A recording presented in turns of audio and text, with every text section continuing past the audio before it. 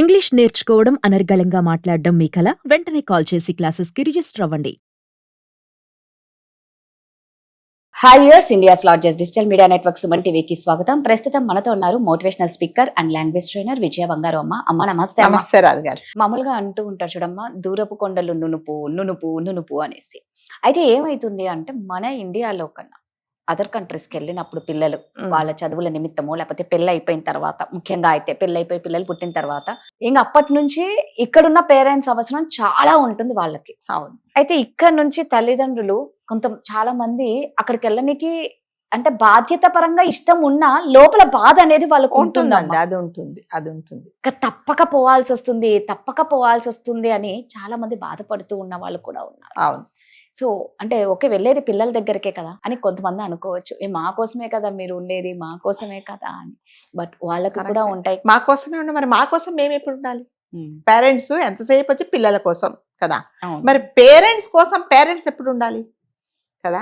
పెళ్ళైనప్పటి నుంచి పిల్లల తర్వాత మళ్ళీ వాళ్ళ పెళ్ళిళ్ళు, పెళ్ళిన తర్వాత వాళ్ళకి అదేంటి పురుళ్ళ తర్వాత మళ్ళీ వాళ్ళ పిల్లల్ని చూసుకోవడం. మరి వీళ్ళకి ఎప్పుడు? కరెక్ట్. వీళ్ళకి తల్లి తండ్రికి వాళ్ళ టైం అంటూ వాళ్ళకి ఉండాలి కదండి. కాకపోతే టాపిక్ ఏంటంటే మీరు అన్నట్టుగా అదర్ కంట్రీస్ కి వెళ్ళడానికి చాలా మంది పేరెంట్స్ బాధ లోపల ఉంటది, వాళ్ళకి బాధ. ఇష్టపడట్లేదు. ఎందుకు ఇష్టపడట్లేదు అంటే మనము ఇండియాలో మనమంతా స్వేచ్ఛా జీవులం కదా. మనం ఎవరితో అయినా మాట్లాడచ్చు, ఎక్కడికైనా వెళ్ళొచ్చు, ఇరుగమ్మ పొరుగమ్మ ముచ్చట్లు చెప్పుకోవచ్చు. 1/2 hour ట్రావెల్ చేస్తే కూడా ఆ పక్కన మొత్తం డీటెయిల్స్ అని తీసుకుంటాం. పిల్లలు అయిందారా, పెళ్ళయిందా, పెళ్లి కాకపోతే ఎందుకు కాలేదు, పెళ్ళైన తర్వాత పిల్లలు ఎందుకు పుట్టలేదు, ఇక్కడి నుంచి అత్తగారు 10-15 minutes లోనే మాట్లాడుకుంటారు. అది మన ఇండియన్ మెంటాలిటీ ఏంటంటే ఫస్ట్ మనకి అన్ని డీటెయిల్స్ కావాలి. ఇలా స్వేచ్ఛగా ఉండి మనము అంటే ఇలా ఉండేవాళ్ళము. అక్కడికి వెళ్ళి ఉండడం అంటే అసలు మనుషులు అనేది కనిపించరు ఫస్ట్ ఆఫ్ ఆల్ అక్కడ. ఓకే, మీరు అన్నట్టుగా కొడుకో కోడలో కూతురు అల్లుడా వాళ్ళ పనుల మీద వాళ్ళు ఉంటారు. మన కోసం అని వాళ్ళు ఏం టైం స్పెండ్ చేయరు. వాళ్ళు వారం అంతా పనిచేసి శనివారం ఊసురోమని ఇంటికి వచ్చేస్తారు. నన్ను అక్కడ ఇక్కడ తిప్పంటే వెళ్ళిన కొత్తలో తిప్పుతారు బాగానే. దాని తర్వాత వాళ్ళు అలసిపోతారు. అది అడగడం కూడా మంచిది కాదు. కాకపోతే ఏంటంటే అక్కడికి వెళ్ళిన తర్వాత ఎవరితో మాట్లాడరండి, మనుషులు మాట్లాడరు ఫస్ట్ ఆఫ్ ఆల్. అందరూ తలుపులు ఇక్కడ మనకే సిటీలోనే ఈ కల్చర్ ఉంది కదా, పక్కన ఎవరుంటారో తెలీదు. ఇది అసలు వాళ్ళు ఎవరో కూడా మనకు తెలియదు. ఫలాని వాళ్ళు ఇక్కడ ఉన్నారంటే మాకు తెలియదు అనే పరిస్థితి మనకి. అలాంటప్పుడు అక్కడ ఏంటంటే ఎవరిని పట్టించుకోరు. ఎక్కడో విసిరేసినట్టు ఇళ్ళు ఉంటాయి, మనకులాగా కాలనీలు వాళ్ళు ఉండరు. సో ఎక్కడో ఉంటారు. బయటకు వస్తే అసలు మనుషులు ఉన్నారా లేదా, నేను అంటే ఎక్కడున్నాను, అడవిలో ఉన్నానా అన్నట్టుగానే ఉంటుంది. సో మనం ఒక వాతావరణానికి, ఒకలాంటి సంస్కృతికి మనం అలవాటు పడిపోయినప్పుడు అక్కడికి పోయినప్పుడు నిజంగానే చాలా ఇబ్బంది పడతారండి. ఎందుకంటే మా ఫ్రెండ్ ఒక అమ్మాయి అట్లాగే, అసలు తన పెద్దావిడే 76 years ఉంటాయి. తను ఏమనుకున్నానంటే ఇంకా ఇండియా చాలా బోరు కొట్టేసింది, వెళ్ళిపోతానని చెప్పేసి ఆల్మోస్ట్ ఇల్లు కూడా అమ్మితే నేను ఒక సలహా ఇచ్చాను, అక్కడికి వెళ్ళి నువ్వు కంఫర్టబుల్గా ఉంటే అప్పుడు అమ్ముకోమ్మా ఇల్లు అంటే, సరే అని వెళ్ళింది. అక్కడికి వెళ్ళిన మీరు నమ్మరు, నేను ఇండియాకి రానన్నది 1 yearకి వెనక్కి వచ్చేసింది. అమ్మో మీరు చెప్పింది కరెక్టేనండి, అసలు అక్కడ ఉండలేమని చెప్పి. అంటే దేనికి స్వేచ్ఛ ఉండేదండి మనకు అక్కడ.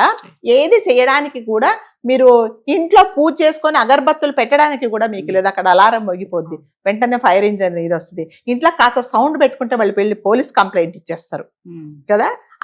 అలా ఉండే వాళ్లకు చాలా కష్టం. కాకపోతే మీరు అన్నట్టుగా గస్ లాగా వెళ్ళి 2 నెలలో 3 నెలలో ఇంకెక్కువ 6 నెలలో ఉండేసి రావడం మంచిదే. కానీ అక్కడ ఉండడానికి ఎందుకు ఇష్టపడట్లేదంటే మనమంతా చాలా స్వేచ్ఛా జీవులం ఇక్కడ. మనకి ఇష్టం వచ్చినట్టుగా అంటే మన కంఫర్టబుల్ గా మనం ఉంటాం. మీకు కావాలి ఓ కూరగాయలు కావాలి, ఓ బ్యాగ్ పుచ్చుకొని గబగబా బయటకు వెళ్తారు. ఇప్పుడు అక్కడ అలా వెళ్ళడానికి లేదు. అలా మీరు రోడ్డు మీద వెళ్ళారంటే అసలు నడిచేవాళ్ళు మనకు కనిపించరు ఫస్ట్ ఆఫ్ ఆల్. మరి ఇవన్నిటికీ మనం అలవాటు పడాలి అని అంటే మనం పుట్టి పెరిగిన వాతావరణం వేరే, అక్కడ వాతావరణం వేరే. చాలా మటుకు పేరెంట్స్ ఏం చేస్తారంటే పాపము ఆ వయసులో కూతురో లేకపోతే కోడలో కడుపుతూ ఉంటే కంపల్సరిగా తల్లి తండ్రి అవసరము. చాలా మటుకు 80-90% తల్లిదండ్రులు పెద్దవాళ్ళు అయిన తర్వాత అమెరికా వెళ్తున్నాము అంటే ఇదే పర్పస్ అంతే. అంతకంటే అక్కడ జీతభత్యం లేని అంటే ఐఎమ్ సారీ, నేను పేరెంట్స్ అంటే వాళ్ళు పని మనుషుల్లాగా వెళ్తున్నారు అని చెప్పట్లేదు. వాళ్ళకి ఏంటంటే అక్కడ ఒక హైర్ చేసుకోవడం చాలా కష్టం, ఒక ఎవరినైనా ఒక మెయిన్ పెట్టుకోవడం. ఇక్కడ ఏంటంటే బాధ్యత అనేది ఒక ఎమోషనల్ ఉంటది. దాని తర్వాత నువ్వు కాక మాకెవరున్నారు, నువ్వు మా కోసం చేయాలి అనేది ఒక బ్లాక్ మెయిలింగ్ ఉంటది. అలాంటప్పుడు కంపల్సరిగా అక్కడ ఉండాల్సిందే తప్పనిసరి. కానీ అక్కడికి వెళ్ళిన తల్లిదండ్రులు ఎన్ని రోజులు చేయగలరు అనేది ఉండాలి. ఇంకొకటి ఏంటంటే ఇప్పుడు మన వాళ్ళు ఇక్కడికి వెళ్ళి అక్కడ ఫారినర్స్ లాగా ఏంటి 100 సార్లు చేతులు కడుక్కోవాలి. ఇంకొకటి ఏంటంటే అస్తమానం గ్లౌజ్ వేసుకొని ఉండాలి, అస్తమానం చెప్పులు వేసుకొని ఉండాలి. ఇవన్నీ మన వాళ్ళకి అలవాట్లేదు. మనం అంతా ఏంటంటే రఫ్ అండ్ టఫ్ అనమాట. అక్కడికి వెళ్ళేటప్పటికి పెద్దవాళ్ళకి ఏంటంటే కొంచెం ఇబ్బంది అవుతుంది. కాబట్టి కాకపోతే ఏంటంటే కొన్ని రోజులు ఉండేసి గెస్ట్ లాగా ఉండి రావచ్చే కానీ ఈ కారణాల వల్ల చాలా మటుకు అక్కడికి వెళ్ళి ఉండాలనుకునే వాళ్ళు కూడా వచ్చేస్తున్నారు. మా ఫ్యామిలీ ఫ్రెండ్ ఒక అతను ఉన్నాడు, పాపం వాళ్ళ మిస్సెస్ ఈ మధ్య పోయారు. ఆయనకు ఒకటే కూతురు, అతను వెళ్ళాడు. ఇలా వెళ్తున్నానండి అంటే అదేంటి సార్ అంత హాయిగా సంతోషంగా వెళ్ళాలి కదండి. ఏం సంతోషం అండి, ఒకటే ఒక మనవరాలు ఉంది. అయితే ఆ మనవరాలు ఈ ఊర్లోని అసలు రూమ్ లో నుంచి బయటికి రాదు. వచ్చిన తర్వాత వాళ్ళ అమ్మాయి చెప్తుంటే పోయి తాతగారిని పలకరించుంటే హాయ్ తాతయ్య హౌ ఆర్ యు అని వెళ్ళిపోద్దట లోపలికి.